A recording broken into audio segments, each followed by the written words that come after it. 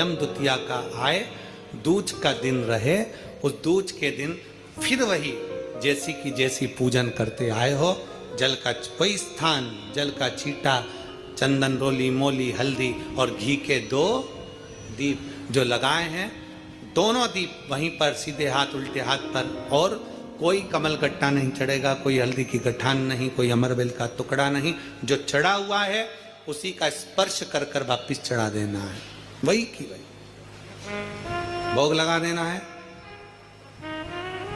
जो सिक्के तुमने रखे हैं उस सिक्के को हाथ में उठाना है, एक हल्दी की गठान, एक कमल गट्टा, एक अमरबेल का टुकड़ा, लाल वस्त्र में उसको बांध कर दिया साथ में लेकर, एक दीप वहीं लगा रहेगा, एक दीप साथ में लेकर जिस अलमारी में तिजोरी में आप रखने के लिए जाएं, उसी अलमारी तिजोरी के साइड में दीप को थोड़ी देर के लिए रखें। अपनी लाकर अलमारी खोलकर वो सिक्का जो पूजन करी है तुमने विराम के दिन की, 5वें दिन की, यम द्वितीया के दिन की, माता लक्ष्मी से प्रार्थना कर कर कुबेरेश्वर बाबा का नाम लेकर उसको अलमारी में तिजोरी में रख दो। जो दिया लगाया है उससे वहीं उसकी आरती उतार कर वापिस उस दिए को अपने रसोई घर में ले जाकर रख दीजिए, और दूसरा जो दिया भगवान के पास लगा हुआ है उसको लगे रहना। कोई दिया अखंड नहीं है, 2, 5 मिनट 10 मिनट जितनी देर वो जले उतनी देर जले। माता को प्रणाम करो, कुल देवता को प्रणाम करो, अपने घर के पूर्वजों को नमन कर कर, झोली पसार कर प्रणाम कर कर कहना, बाबा हमने 5 दिन की, हे कुबेरेश्वर बाबा हमने 5 दिन की कुबेर लक्ष्मी पूजन करी है, ऐसा भंडार भरना बाबा कि तेरी कृपा हो और हमारे घर में सुख समृद्धि वैभव हो। ऐसी 5 दिवसीय पूजन है। शिव महापुराण के अनुसार लक्ष्मी पूजन के महत्व है। लक्ष्मी पूजन के लक्ष्मी पूजन में प्रसाद, फल आदि जो सामग्री रहती है घर के लोगों को प्रसाद के रूप में पाना चाहिए। जो सामग्री आप बाबा को समर्पित करते हो, लक्ष्मी माता को समर्पित करते हो, प्रयास करो। कार्तिक महीने की शुक्ल पक्ष की ये पावन द्वितीया तिथि, जिसको यम द्वितीया भाई दूज भी कहते हैं, हिंदू धर्म के अनुसार बहन और भाई के प्रेम की उदारता को प्रकट करने वाली, वात्सल्यता को प्रकट करने वाली, प्रेम को दर्शाने वाले 2 त्यौहार हिंदू धर्म में बहन और भाई के लिए प्रबल है महाराज। पहला श्रावण के महीने में पड़ने वाली श्रावण की पूर्णिमा, जिस दिन रक्षाबंधन का त्यौहार मनाया जाता है। हमारे हिंदू धर्म में ये त्यौहार भी भाई और बहन को समर्पित है। और दूसरे नंबर का ये पावन त्यौहार जो दीपावली के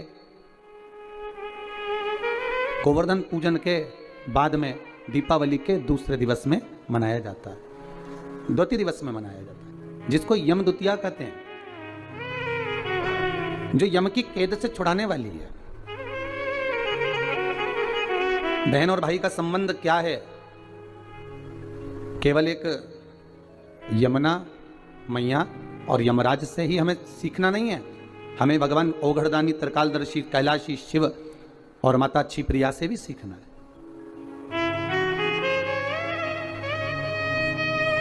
कि मां जगतजननी जगदम्बा माता पार्वती भोजन को तैयार कर कर रख देती हैं, और भगवान शंकर की बहन क्षिप्रिया जी आती हैं और उस भोजन को ले जाकर नंदीवर को, श्रृंगीवर को, भृंगी को, आदिक आदिक को ले जाकर खिला देती हैं। अर्थात इसका मतलब ये नहीं है कि केवल ननंद भाभी को कष्ट दे रही है या ननंद भाभी को ताड़ दे रही है या परेशान कर रही है, उसका मतलब ये नहीं है। उसका मतलब ये है कि हमारी भाभी अगर ननंद कोई शब्द कहती है, ननंद अगर कोई ताना देती है, ननंद अगर कोई कृत्य करती है, तो वो भाभी को बल प्रदान कर रही है कि हमारी भाभी में कितना बल है, कितनी प्रबलता है, कितनी प्रखरता है, कि वो किस कार्य में माता जगतजननी जगदम्बा माता पार्वती भोजन बनाकर रखती और माता क्षिप्रिया आती और भोजन ले जाकर नंदी को दे देती। माँ फिर तैयार करके रखती, आती और भृंगी को दे देती। माँ फिर भोजन तैयार करती, वो उठाती और श्रृंगी को दे देती। वो बारंबार भोजन बना रही हैं और बार बार माता क्षिप्रिया आकर उसको उठाकर नंदी भृंगी श्रृंगी को दे देती है। अर्थात इसमें परीक्षा नहीं है, इसमें माता पार्वती को बल प्रदान करना। अगर हमारे जीवन में थोड़ा सा कष्ट आता है, थोड़ी सी तकलीफ आती है, थोड़ा सा रोग आता है, थोड़ी सी बीमारी आती है, थोड़ा सा दुख आता है, तो ये ना समझिएगा कि ये हमको परेशान करने के लिए आया है। वो दुख, वो तकलीफ, वो कष्ट, वो रोग, वो बीमारी, जो भी हमारे जीवन में दुख आया है, वो हमको कुछ बल प्रदान करने के लिए आया है, हमें कुछ सिखाने के लिए आया है। महाराज, संसार का कोई मानव, हमारे अपने संबंधी हो, रिश्तेदारों, नातेदारों, कुटुंब वाले हो, कबीले वाले हो, ये अगर हमको कुछ कह रहे हैं, हमको कुछ ताने दे रहे हैं, हमको अपशब्द कर रहे हैं, या हमारे ऊपर कमेंट्स कर रहे हैं, हमारे ऊपर कुछ कह रहे हैं, तो ये हमको बल प्रदान कर रहे हैं, हमको सिखा रहे हैं। महाराज, ऐसा बहन और भाई का संबंध होता है। केवल एक ये नहीं कि बहन ने अगर कुछ मांग लिया और भाई ने कुछ दे दिया, वहीं तक का संबंध है। तिलक लगवाया और 100-500 का लिफाफा दे दिया, वहीं तक का संबंध है। नहीं नहीं, इस दूज का नाम है यमद्वितीया। यमद्वितीया का मतलब है सूर्य नारायण भगवान की धर्म पत्नी माता छाया के गर्भ से जो पुत्र उत्पन्न हुए हैं यम, उनके बाद में जो बहन उत्पन्न हुई हैं यमुना जी। महाराज, कितना आत्मीय प्रेम होगा अगर यमुना जी का संपूर्ण परिवार देखा जाए। यमराज, शनि महाराज, यमुना जी, ताप्ती, कितना कितना सुंदर परिवार है। एक बार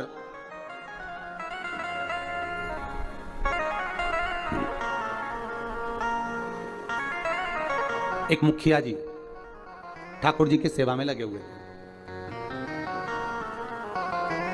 और ठाकुर जी की सेवा में लगे लगे मुखिया जी भगवान से रोज लाड़ लड़ाते, ठाकुर जी का रोज श्रृंगार करते, ठाकुर जी को नए नए वस्त्र आभूषण धराते, सुंदर सामग्री सिद्ध करके भगवान को सामग्री धरा देते, बड़ा सुंदर साज सजाते। एक बार मुखिया जी की ग्रह दशा पर 7.5 आ गया, और मुखिया जी की ग्रह दशा पर जब 7.5 आया, शनि जब लगा, अब मुखिया जी कष्ट में हो गए, परेशान हो गए, बड़े दुखी हो गए, आए दिन बड़े कष्ट में रहते। एक दिन मुखिया जी की आंखों में जब जल भर गया, नैनों में जल भर गया, तब श्री ठाकुर जी महाराज स्वयं प्रकट होकर पूछे, क्यों मुखिया जी, आज आपके नैनों में जल भरा हुआ है, बात क्या है? शास्त्र कहता है, शिव महापुराण की कथा कहती है, जब आप शंकर भगवान पर जल चढ़ाएं या ठाकुर जी से लाड़ लड़ाएं, ठाकुर जी की सेवा करें, ठाकुर जी की अर्चना करें, पाठ करें, पूजन करें, ठाकुर जी का स्नेह लड़ाएं, उस समय पर श्रृंगार करते समय, पूजन करते समय, सेवा करते समय, भगवान की आराधना करते समय आपकी आंखों में जल नहीं होना चाहिए। भगवान की अर्चना करते समय जल क्यों आए, किस लिए? उस जल की महत्वता क्या? और महाराज मुखिया जी बोले, ठाकुर जी समझ में नहीं आ रहा, आज तो शरीर में कष्ट बहुत है और मन में मानसिक टेंशन बहुत है। बाबा बोले, क्यों चिंता करते हो? झारी जी में से यमुना जी को प्रकट करा मेरे ठाकुर जी ने, और यमुना जी को प्रकट कर मेरे ठाकुर जी बोले, यमुना, आज आप मुखिया जी जब झारी जी भर रहे थे, आपका श्रृंगार कर रहे थे, ऊपर से वस्त्र उड़ा रहे थे, तब आपको मन में है कि आज मुखिया जी के नैनों में जल भरा हुआ है? यमुना जी बोली, ठाकुर मेरे को मालूम है कि आज मुखिया जी के नैनों में जल है, और क्यों है वो भी मैं जानती हूँ। जानती हो? हाँ, क्यों जले? तो कहा, जल होने का केवल एक कारण है कि मेरे भाई शनि की दृष्टि मुखिया जी पे पड़ गई। ओहो, 7.5 वर्ष तक रहेगी।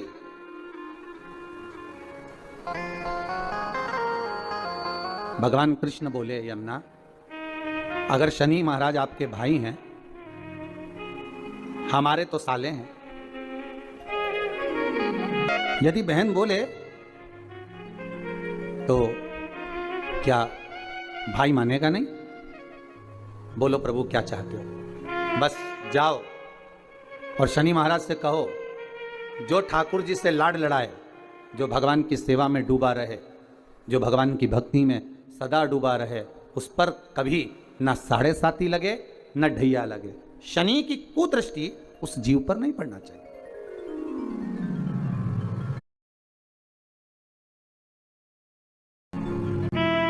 उस जीव पर दृष्टि ना पड़े। ठीक है, यमुना मैया पहुंची सबसे पहले शनि महाराज जी के पास में। शनि महाराज जी से कहा, भैया मेरा निवेदन स्वीकार करोगे? क्या बात है बहन? बस मैं चाहती हूं कि जो लाडले की सेवा करे, जो ठाकुर जी की सेवा करे, जो भगवान की भक्ति में डूबा रहे, उस पर आपकी दृष्टि नहीं पड़े। शनि महाराज बोले नहीं, ऐसा तो हो नहीं सकता। कर्म का दंड जीव को भोगना तो पड़ेगा, क्योंकि भगवान शंकर ने मुझे दंड अधिकारी बनाया है। जो किया है वो तो भोगना है, चाहे वो संसार का कोई जीव क्यों ना हो। आपको पहले भी कथा में कहा, किसी से मत डरो, पर अपने कर्म से जरूर डरो, क्योंकि कर्म का भोग तो परमात्मा को भी भोगना पड़ता है। महाराज मत बुरे कर्म कर बंदे, वरना पछताएगा। भगवान की आंखों से तू बच नहीं पाएगा, तू बच नहीं पाएगा। अरे ओ अज्ञानी मत कर नादानी। अर्थात मानव का यदि शरीर मिला हो तो अपना कर्म श्रेष्ठ करते हुए चलो, श्रेष्ठ कर्म करिए। महाराज शनि महाराज ने कहा यह नहीं हो सकता, यह हो ही नहीं सकता, जो नहीं हो सकता मैं वर नहीं दे सकता। यमुना जी वापिस लौट कर आ गए। समय आया, कार्तिक का महीना था। यमुना जी इससे पहले शनि महाराज के पास बारंबार जा चुकी हैं। यमराज के पास भी यमुना जी कई बार जा चुकी है, बार बार विनती कर चुकी है, पर मानते ही नहीं।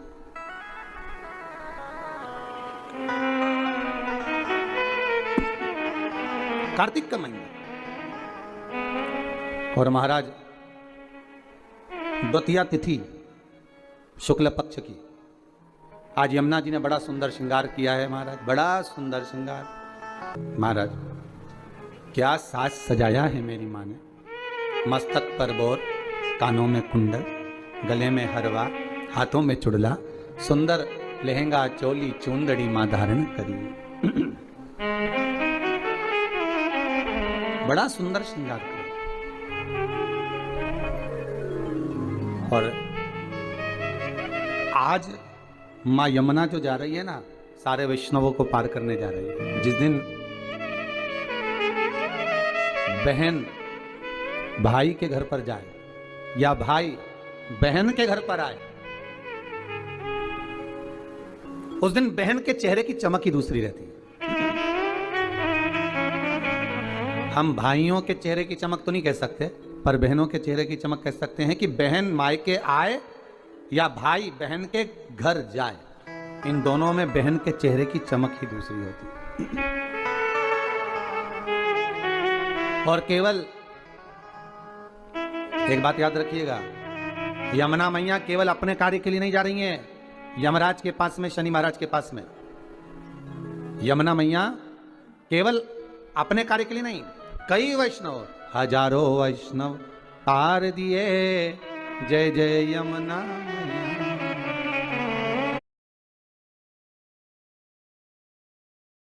उतार दिए, जय जय यमुना। केवल अपने कार्य के लिए यमुना जी नहीं जा रही।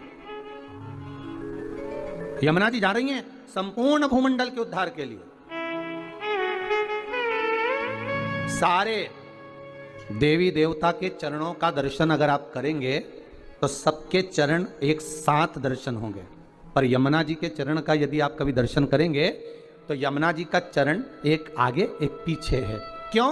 क्योंकि यमुना हर पल, हर घड़ी, हर क्षण दौड़ती हुई नजर आ रही है वैष्णवों को जोड़ने के लिए,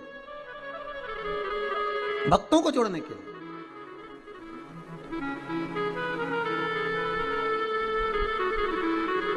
यमुना मैया हर पल हाथ में माला लिए दौड़ती हुई नजर आ रही है कि मेरे वैष्णवों को मुझे इस माला में पिरोना है, मेरे वैष्णवों को मुझे जोड़ना है, भक्ति के धागे में जोड़ना है, प्रेम के धागे से जोड़ना है। भागती नजर आ रही। इतनी सुंदर श्रृंगार कर कर मां यमुना चली है, बड़ी सुंदर। महाराज जब बड़ा सुंदर श्रृंगार कर कर पटरानी यमुना जी चली, बीच मार्ग में भगवान कृष्ण मिल गए, मेरे ठाकुर जी प्राप्त हुए। ठाकुर जी ने पूछा, यमुना कहाँ जा रही हो? यमुना जी कह रही हैं, उस दिन गई थी शनि महाराज के पास में, पर वर प्राप्त नहीं हुआ था। आज कुछ ऐसा करने जा रही हूं जिससे मेरे दोनों भाई, ये मुझे विश्वास है, मनुष्य का